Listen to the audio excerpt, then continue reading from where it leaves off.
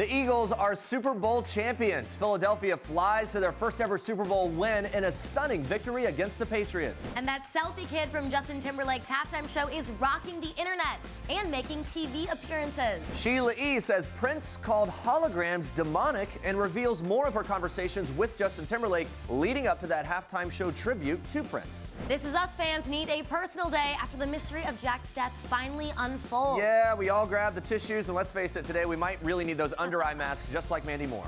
Kylie Jenner welcomes her new baby girl, and we have 5 things that we learned from Kylie's pregnancy video. Heartbreaking news as Kim Cattrall confirms her brother's death after he went missing. And Bethenny Frankel tells us about her new show with Fredrik and how he's adjusting to life with twins. It is all today on People Now. Let's go.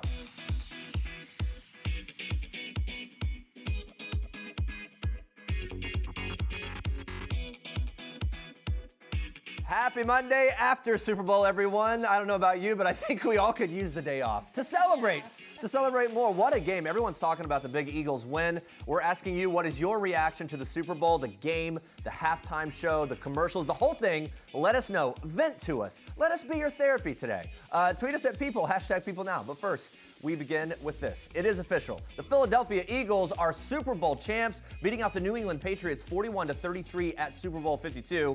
It was a Cinderella ending for the Eagles after they lost star quarterback Carson Wentz to a torn ACL late in the regular season. Led by backup quarterback Nick Foles, the Birds made it through the playoffs and held their own against Tom Brady and the defending Super Bowl champs in Minneapolis, earning their first NFL championship in franchise history. Foles was named Super Bowl MVP while Eagles fans took to the streets to celebrate, players celebrating on social media after that big win. Eagles tight end Zach Ertz writing, "Yo, Philly, we did it." He paired that with some photos from the game, including a snap of his game-winning touchdown. Linebacker Kamu Grugier-Hill sharing this video from the locker room after the game, keeping that Lombardi trophy close by. And Eagles guard Brandon Brooks, putting it simply, no better feeling we can imagine. Of course, that feeling has to be incredible. Eagles coach Doug Peterson, who was coaching high school football less than a decade ago, had this to say after the game. The quote was this: "Not only do we have the best fans in the world, now we have the best team." Stick around, guys. We've got more on Justin Timberlake's show-stopping Super Bowl halftime show, all the reaction, everything about it, as well as MVP Nick Foles. And there was another big win Sunday. Kylie Jenner announcing the birth of her baby girl. Yes, it is official. The 20-year-old reality star and beauty mogul confirmed on social media that she gave birth on February 1st. Jenner apologized to fans for keeping them in the dark, saying on her Instagram, quote, "I understand you're used to me bringing you along on all my journeys. My pregnancy was one I chose not to do in front of the world." She also shared a lengthy video montage from her pregnancy, including a quick shot of her and the baby in the delivery room after her arrival. And we are breaking down the 5 things that we learned from Kylie's pregnancy video in just a moment, so stick around for that. All right, everyone, fair warning. We're about to drop the ultimate This Is Us spoiler. If you have not watched, take your coffee break now. You got a second? Go get the coffee, mute it, come on back. Now that that's covered, take a look at this moment everyone is still talking about. One of the complications of smoke inhalation is that it puts a terrible stress on the lungs and therefore the heart. Your husband went into cardiac arrest. It was catastrophic, and I'm afraid we've lost him. Where are the tissues? Almost even right then, right? A special post-Super Bowl episode, This Is Us, finally aired the moment fans have been anxiously anticipating for over a year, the death of beloved yet flawed TV dad, Jack Pearson. As it turns out, Jack doesn't actually die in the fire like fans were led to believe. He dies later that day in the hospital after going into cardiac arrest while wife Rebecca was getting a candy bar from the vending machines. Even though we all knew it was coming, it doesn't make it any easier to take. The episode, of course, rocked fans to the core. Some are requesting a personal day off. Kate saying she needs a doctor's note for tomorrow for sadness with a gift from one of the perfect emotional moments from season 1 of This Is Us. That's right, just cry on the floor in the corner in the office. Another Twitter user yelling, "I don't even know this man, this is a show, I'm done." These are the things that I tell myself every week, and it never gets better. And we feel your pain there. We are in this together, everyone. Another tweet saying this: they were doing okay until Rebecca said that she has to be strong while she, quote, ruins her children's lives. Probably the second saddest scene after Jack's actual death. Hang in there, guys. We're going to get through it. It wasn't just fans of This Is Us getting emotional over the tear-jerking episode. Rebecca, a.k.a. Mandy Moore herself, shared a selfie Sunday night wearing under-eye sheet masks to depuff the area, captioning it, "Watched the Super Bowl episode last night with the cast, and I'm still, there you go, not okay." Look at her.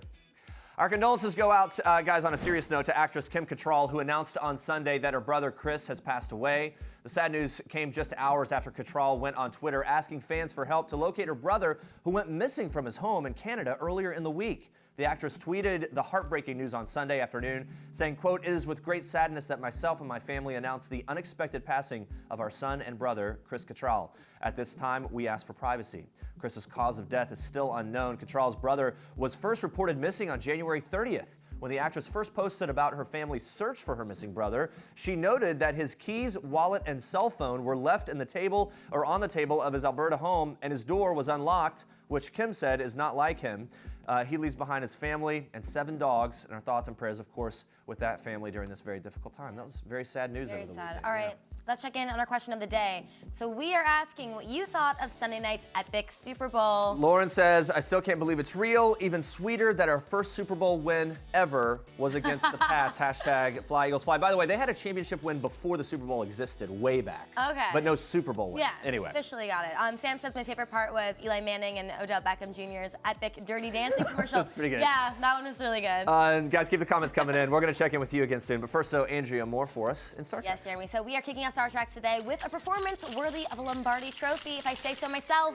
Pink hit the field Sunday night to sing the national anthem ahead of the NFL championship game between the New England Patriots and the Philadelphia Eagles. Her performance brought the crowd to its feet. And did I mention that she had the flu?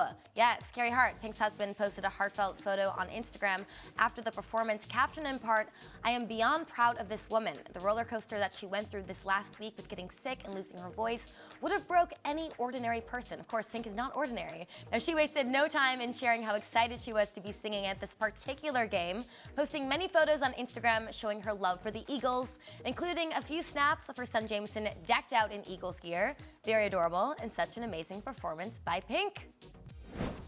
Well, Chrissy Teigen is never afraid to keep it real, and the Super Bowl is no exception. Chrissy was not afraid to admit that she can't be bothered amid all the hype. The expecting mama tweeted, "My house is so happy. I don't care. So please don't yell at me." Amazing. Milo Ventimiglia sent his congrats to the Eagles on Sunday before breaking everyone's hearts later during Sunday's episode of This Is Us. He made sure to first send a huge hug the Eagles' way. Maybe it was their good luck charm.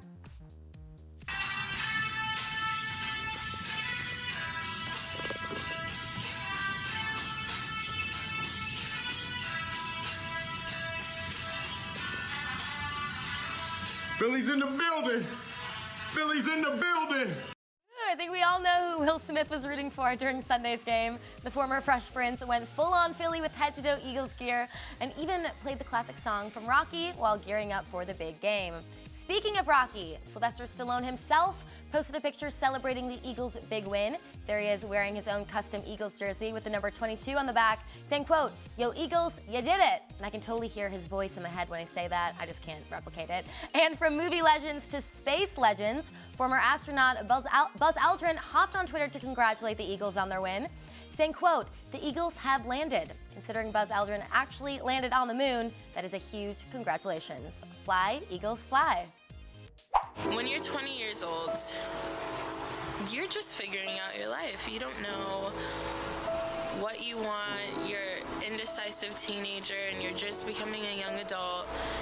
And there was one thing that your mom knew for sure, and that was you.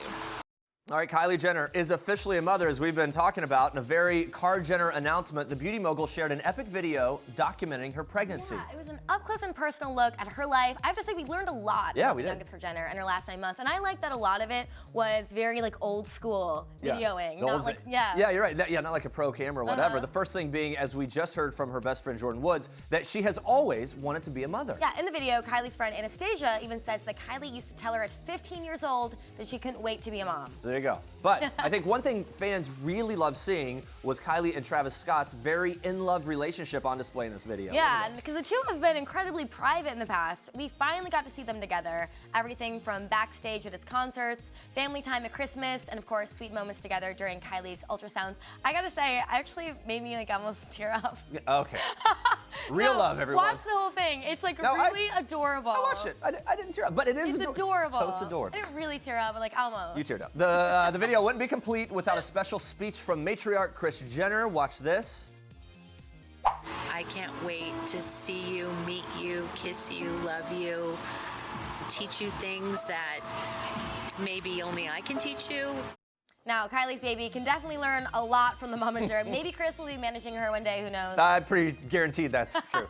Kris shares some very sweet words for her newest grandchild, saying in the video that the baby is so lucky because she has the best mom. Yeah, another huge takeaway from the video, on top of mom Kris Jenner, is that Kylie has a huge support system of friends and family. During what seemed like Kylie's baby shower, so many people surrounded Kylie with love, shared sweet words for the soon-to-be mom. It was a great moment. Yeah, it seems like everyone around Kylie knew this was meant to be, couldn't be happier for her. It goes without saying, she will never have to worry about finding a babysitter. Yeah, I don't think so. Good to go. But my favorite part of the video, Kylie revealing her pregnancy cravings. Watch this.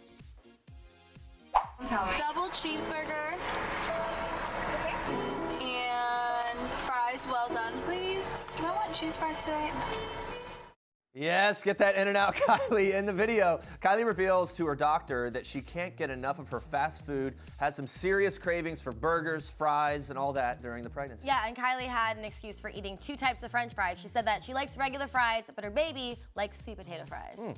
There you go. I like sweet potato fries too. Whatever. I don't even know if you need an excuse, but that's a good one if you need one. I think being pregnant alone, you can just kind of eat whatever you want. After the big announcement, Kylie's sisters couldn't wait to react to the news. Khloe Kardashian posting a throwback photo of her and her sister's growing baby bumps shortly after the makeup mogul announced that news. Yeah, captioned in part, "What a magical ride it's been. I'll miss you bumping along with me. Never in a million years did I think we would do this together, but it's been that much more special because of it." Hey, by the way, that's a really cool pic. It is a really cool pic. The baby bumps weren't the only thing matching in the pic. The pair were also twinning with long sleeve crop tops, undies. Kylie is even rocking the blonde locks with her older sister. Look at that. And the red lighting. How they get that? All right, guys, 29-year-old Super Bowl MVP Nick Foles led his Eagles to their first ever Super Bowl championship in franchise history Sunday night. So, who is this guy? Well, we've got all the info that you need to know. Like, he's a family man. Nick married his wife Tori Moore in 2014 after they dated in college at the University of Arizona. In June 2017, the couple welcomed their daughter Lily James, now 7 months old. Now, so sweet. Yeah, Lily stole the show at the Super Bowl in her adorable little noise-canceling earmuffs when she joined her dad for some celebrating after Sunday's game.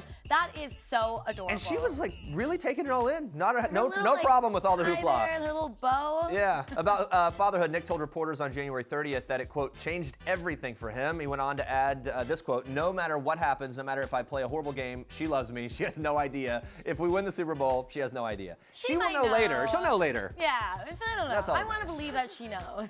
Here's another fun fact. Nick and Saints QB Drew Brees, attended the same high school in Austin, Texas, where Nick actually broke Drew's passing record. It's really kind of crazy that they were together there. Nick and Drew are the second quarterback duo from the same high school to play in a Super Bowl. First are the Manning brothers, of course, Eli and Peyton. Yeah, in a rare move during Sunday's game, Nick became the first player in NFL history to throw and catch a touchdown in a Super Bowl when he caught a pass in the end zone from tight end Trey Burton. Unlike what was sort of a trick play that blew everyone's mind early in the game. Unbelievable. Nick was drafted by the Eagles in 2012. He's spent the first 3 seasons of his career with Philadelphia before briefly spending time with St. Louis and Kansas City. All right, now on to the old halftime show. I know. Though Justin Timberlake had a few viral moments of his own during his Super Bowl 52 halftime show, the performance's breakout star was definitely Selfie Kid. All right, 13-year-old Ryan McKenna from Massachusetts stole the show when he attempted to take a selfie with JT during his performance of Can't Stop the Feeling. Social media hilariously applauded the 7th grader, quickly made him the subject of various memes. As they do. This Twitter user joking that Selfie Kid was Googling who is Justin Timberlake at the time. Very hilarious. Yeah, I copied and tweeted. So everyone was wondering, what is he doing? Is he texting? I think he's trying to get that phone to work. He probably got that message, your phone's too full, and trying to delete pictures really quick. To set the record straight, though, Ryan told Good Morning America this morning that Justin Timberlake is his favorite singer. No research required. Right. Well, the official This Is Us Twitter account shared this version of the meme with Selfie Kid Googling what happens to Jack Pearson. Many even comparing him to Left Shark, the backup dancer in Katy Perry's 2015 Super Bowl halftime show, who flailed offbeat during the performance of of teenage dream. Wait, who's more iconic though, Jeremy? I go with the kid. Yeah, I think so too. Yeah, he didn't mean for it to happen. The shark kind of did. Yeah. Give it to the kid. All right, one more controversial moment from JT's halftime show was his tribute to late singer Prince. Timberlake sat down at a piano to perform Prince's I Would Die For You with a giant projection of the late artist on a sheet behind the stage. All right, it was a powerful moment. The arena and its surrounding area even lit up purple during the performance, all of downtown St. Paul, Minneapolis there. Prince fans headed to social media to share their reactions, though, and most were not pleased. Yeah, like Cynthia, who was straight up angry with the performance, saying, quote, to bring out Prince to improve this mediocrity is a damn embarrassment. A lot of viewers had also heard rumors of a Prince hologram making an appearance during that show, but Prince's longtime collaborator and former fiancée, Sheila E., shot down those rumors, revealing to Entertainment Tonight that the idea of a hologram was floated, but that she quickly nixed the whole idea. Yeah, she even revealed that Prince made her promise to make sure no one ever used a hologram of him because he thought they were, quote, demonic. Yeah, there you go. But she went on to add her own thoughts on the matter, saying, quote, I just said no. I just felt that it was too soon. So they ended up doing that projection of video images and stuff on the screen. Look, what'd you think? You liked it. For me, it was like maybe the best part of the whole halftime show because he actually sang. JT was doing a lot of dancing, not a lot of singing. I felt like it was a little out of place. I don't know, but he did a great job, obviously. I'm glad they didn't do a hologram. I think that would have been too much. And on the flip side, you had to pay tribute to Prince. You're in Minneapolis and all that, Yeah. so personally, I liked it. Anyway, Sheila also revealed that she spoke to Justin Timberlake prior to his performance. JT reached out to her the night before what she called a, quote, good conversation. So they've been talking about that, and the whole thing happened, and there we go. We'll talk about it for a while, then we'll move on and we'll forget the whole thing. All right, you guys. Well, we've been talking about that dramatic episode of This Is Us that aired after the Super Bowl Sunday night. Now, spoiler alert, if you have not seen it, get out of here again. Yeah, Milo Ventimiglia, who plays the father, Jack, is opening up to Esquire magazine about that tragic episode and what is still to come for Jack and the rest of the Pearson family. All right, so let's get into it. So first of all, where did Milo watch this very intense episode? Well, he actually went to show creator Dan Fogelman's house last week to watch it with the rest of the cast. He says it was less about Jack for him and more about how the kids reacted to the loss. He says he was blown away by what the rest of the cast has done. Yeah, Milo found out mid-season last season how Jack Pearson had died. Dan Fogelman came over to him and Mandy Moore and said it was a house fire, but they still didn't tell them exactly how or when or why. That was a slower process. Even they are kept in the dark on We all are. It's not fair.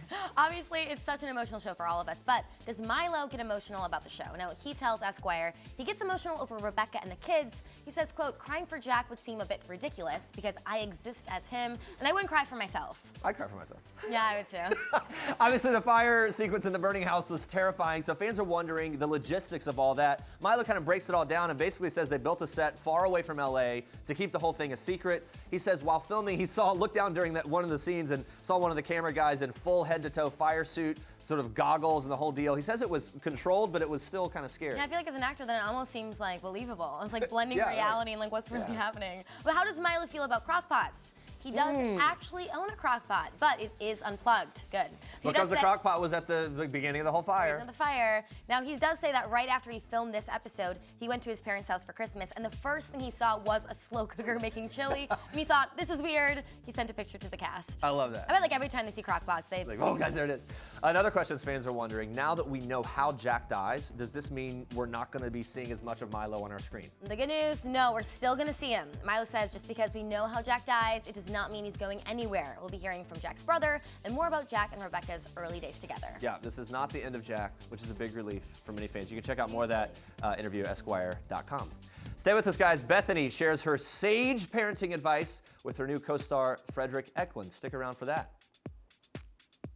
We're outside US Bank Stadium and it's Super Bowl Sunday. People.com was on the ground during Super Bowl weekend, keeping track of all the most exciting moments.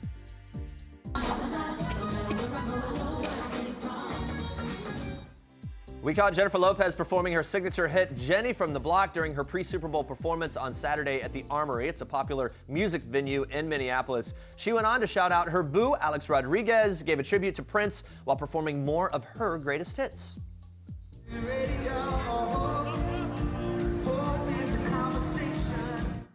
And there's Gavin DeGraw singing Not Over You during Bud Light's private concert held on Saturday before the big game. For more behind the scenes, check out people's Instagram stories before they go away.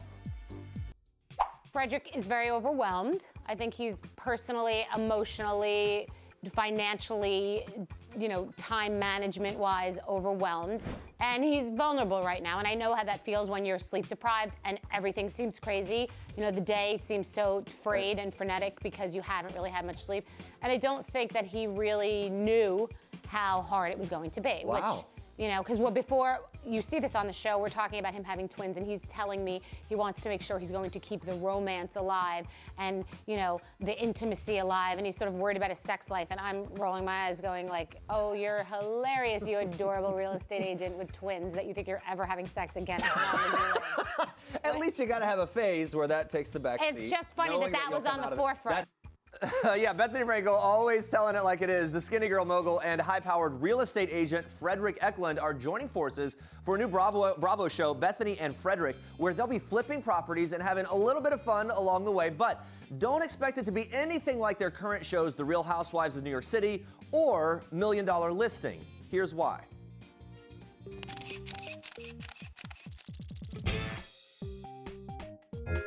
So with Housewives, we're not supposed to be, I happen to be a professional, but we're not supposed to be professionals. We're just women acting crazy sometimes.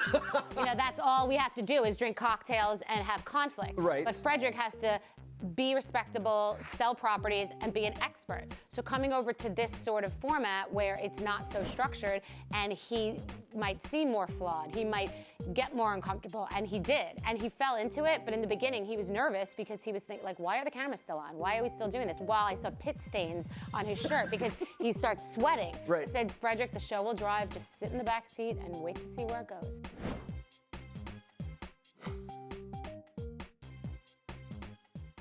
Pleasure doing business, Steve Ford. That's good. I'm Leanne Ford, and this is my brother, Steve. Oh, yeah.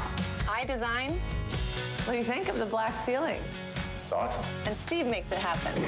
We specialize in taking a quirky house. This is obviously a pond, obviously unsafe for dogs and kids and people drinking. Is this something you would want to keep or something you would want to 100% keep it. Well, things are going from quirky and strange to chic and functional on HGTV's new show, Restored by the Fords. That brother and sister duo, Leanne and Steve Ford, are doing home renovations for old homes in Pittsburgh, Pennsylvania. They're telling us why they love bringing new life to these hidden gems.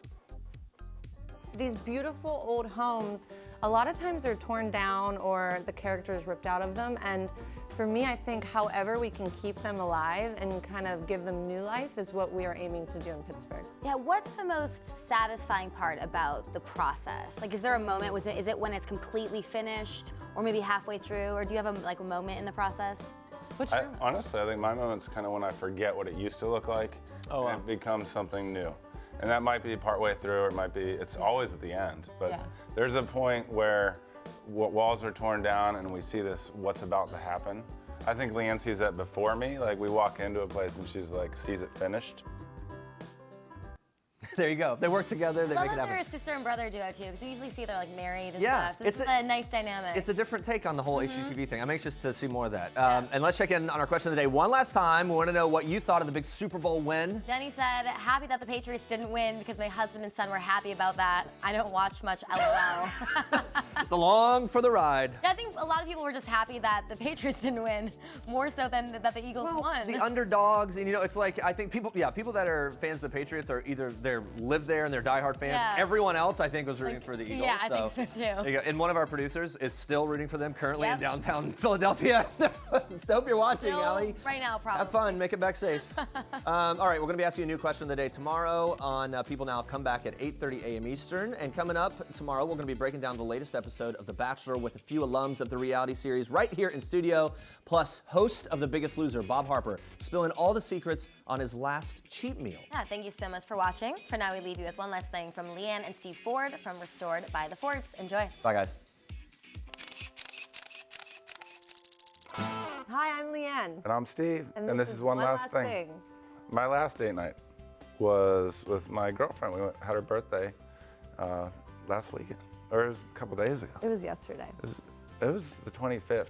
The last time I was starstruck was, well, Steve, you answer this one. I'm starstruck right now, Leanne. I know, we're in the studio. I'm in the studio. Here. He's not talking about me, by the way. No. The last home I restored was, 8 at once. Yeah. I'm also working on my own. What was your last big splurge? Oh, I bought some. Motorcycle. I bought a motorcycle.